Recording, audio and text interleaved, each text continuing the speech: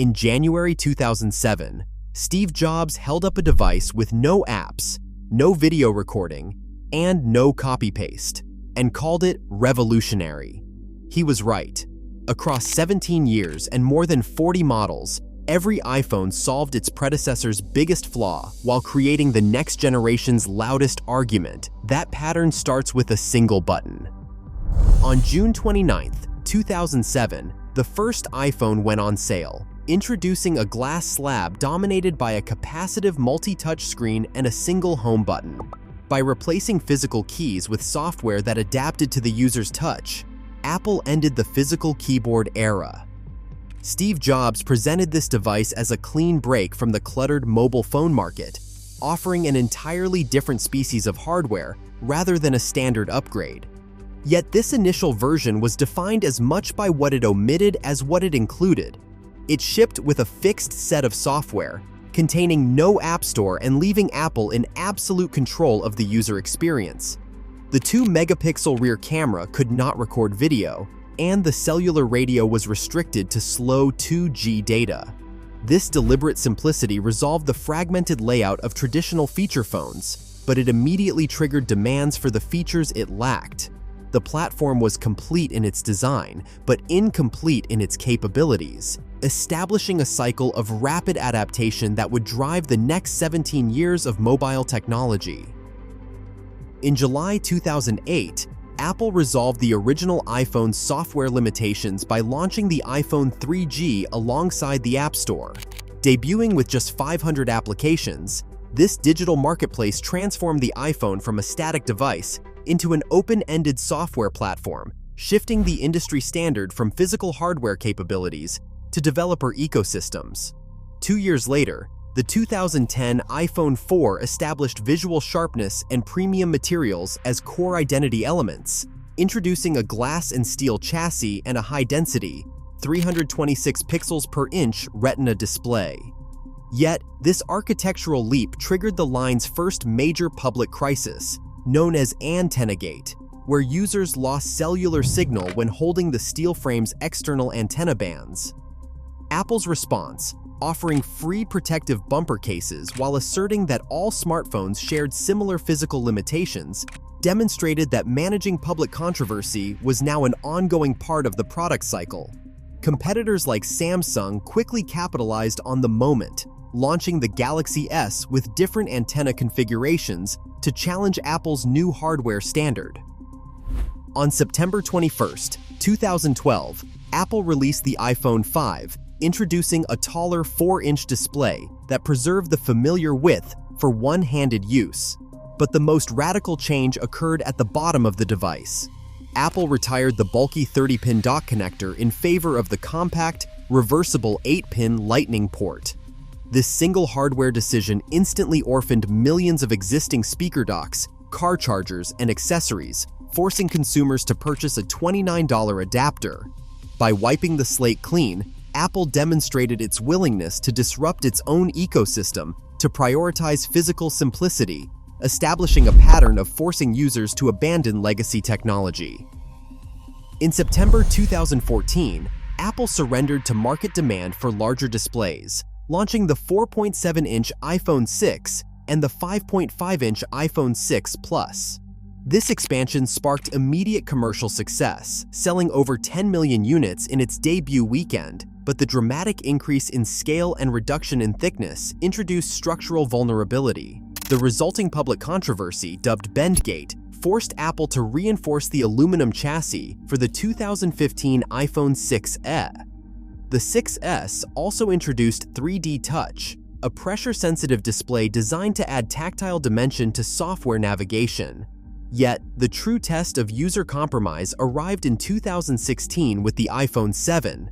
By removing the universal 3.5mm headphone jack, Apple declared the legacy port obsolete, framing the decision as a courageous trade-off necessary to secure water resistance and internal space for advanced camera modules.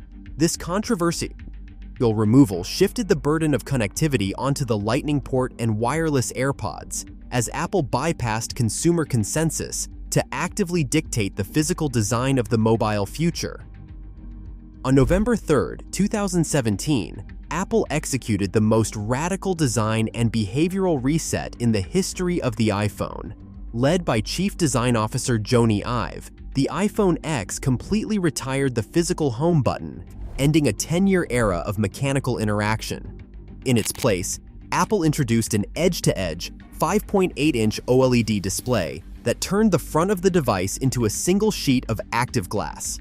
This all-screen system required an entirely new vocabulary of swipe gestures to replace the single button press, fundamentally rewriting how users controlled their phones. To achieve this borderless layout, engineers had to solve the problem of front-facing components. Their solution was the TrueDepth camera system, which powered Face ID, a biometric authentication engine that projected 30,000 invisible infrared dots to map the user's face. The physical cost of this sensor cluster was the notch, a black cutout biting into the top of the screen. While critics initially targeted its asymmetry, the notch became the defining silhouette of modern mobile design, forcing competitors to rethink their own front-facing architecture.